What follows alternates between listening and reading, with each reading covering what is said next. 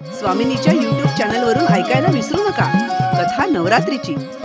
घटस्थापनेपासून विजयादशमीपर्यंत दररोज देवीच्या विविध रूपांचं, सामर्थ्याचं आणि पराक्रमाचं दर्शन घडवणारी कथामाला. कथा नवरात्रीची आता स्वामिनीच्या YouTube चॅनलवर. आजच स्वामिनी सारीज पुणे या YouTube, फेसबुक आणि इंस्टाग्राम या सोशल मीडिया प्लॅटफॉर्मला भेट द्या, सबस्क्राइब करा आणि स्वामिनीशी कनेक्ट व्हा. स्वामिनी, विजिलँड बिल्डिंग, कुमठेकर रोड, पुणे. साड्यांची महाराणी स्वामिनी.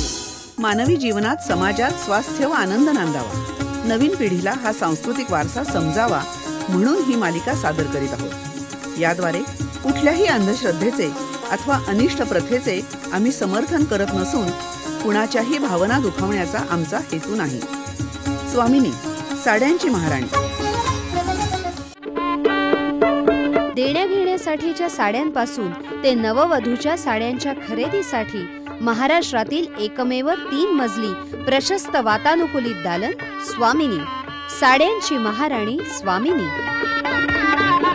जगजननी आई कृपा करी, जगजननी आई कृपा करी, वरद हस्त तव श्रीधरी, वरद हस्त तव श्रीधरी, जगजननी आई कृपा करी, जगजननी आई कृपा करी, वरद हस्त तव श्रीधरी, वरद हस्त तव श्रीधरी, जगजननी आई कृपा.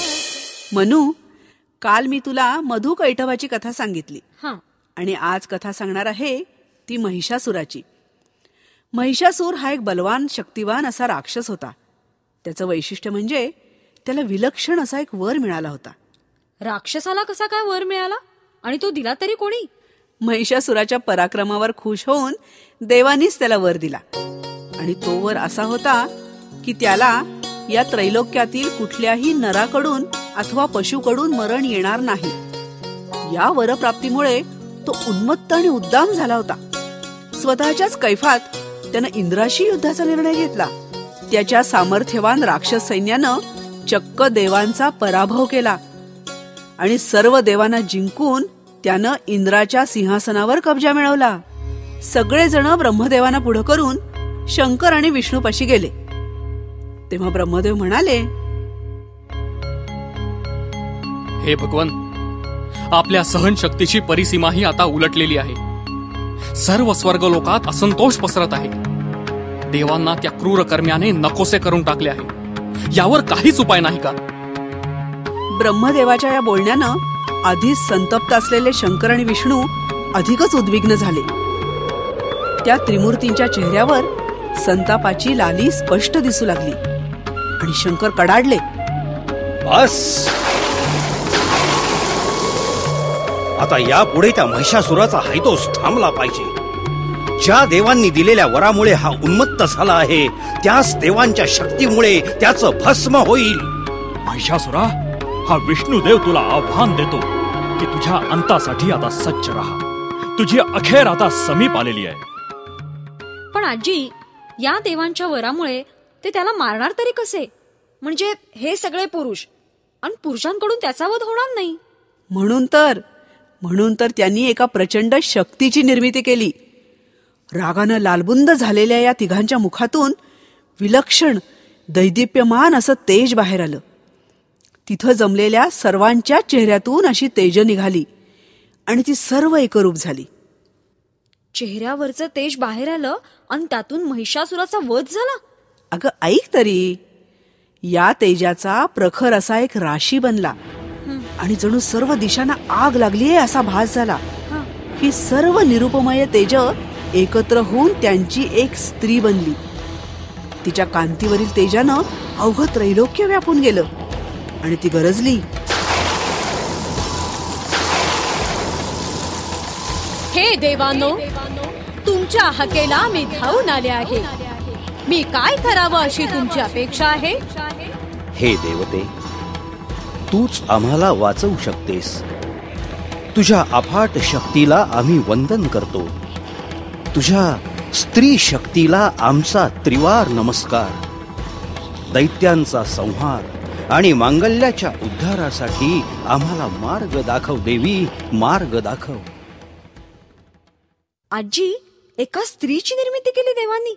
म्हणजे त्या काळात देवीला, एका स्त्रीला एवढं महत्व, तिच्याजवळ एवढी शक्ती.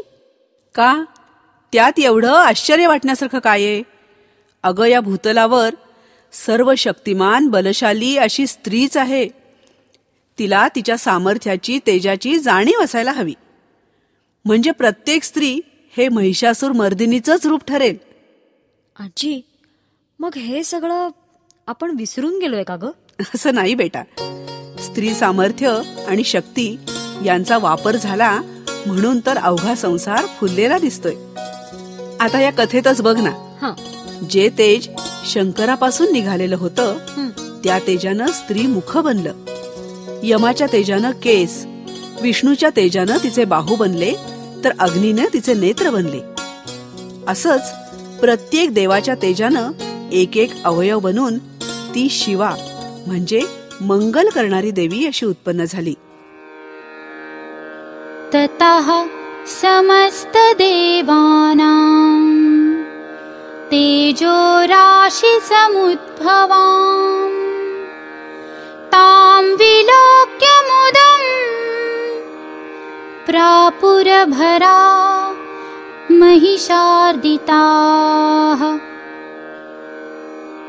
म्हणजे या तेजोमय देवीला पाहून महिषासुरामुळे त्रासलेले देव आनंदित झाले. मग काय केलं या देवीनं? देवीचा जन्म झाल्यावर देवांनी तिला शस्त्रसज्ज केलं. शंकरानं तिला शूल दिला, तर विष्णूनं चक्र, वरुणानं शंख दिला, तर अग्नीनं शक्ती, वायूनं धनुष्य बाणांनी भरलेला भाता, तर देवेंद्रानं वज्र दिलं, ब्रह्मदेवानं कमंडलू दिले. इतकंच नाही तर अलंकारांनीही सजवलं. आजी, काय तेजस्वी दिसत असेल ना देवी. पण मग ते अलंकार कोणते होते? अगं, प्रजापतीनं रुद्राक्षांची माला दिली. सूर्यदेवानं तिच्या शरीरावरील प्रत्येक केसांच्या छिद्रात किरण दिली. क्षीरसागरानं दैदिप्यमान चूडामणी, कुंडल, कंकण, वाकी, वेळा सर्व अलंकार दिले. सुंदर तोरड्या, कंठीहार, रत्नजडित अंगठ्या आणि कधीही जीर्ण न होणारी 2 वस्त्र दिली. विश्वकर्म्यानं अभेद्य असा परशु आणि चिलखत दिलं. हिमालयानं सिंह आणि कुबेरानं कधीही रिकामं न होणारं मद्याचं भांड दिलं. शेषानं नागहार दिला. सर्वांनीच तिचा सन्मान केला. मग युद्धाला सुरुवात झाली का ग? नाही, आता देवी सज्ज झाली होती. तेव्हा ती वारंवार अट्टहासयुक्त गर्जना करू लागली. तिच्या घनघोर आवाजानं सर्व आसमंत भरून गेले. पृथ्वी कंपित झाली आणि पर्वत डळमळू लागले. हे बघून देवशत्रू राक्षसही शस्त्रास्त्रासह युद्धाला सज्ज झाले. मला तर ऐकताना सुद्धा भीती वाटतेय. अशीच अवस्था सगळ्यांची झाली होती. महिषासूर तर या वार्तेनं खवळून उठला. इंद्रदेवानं देवी समोर आवाहन केलं.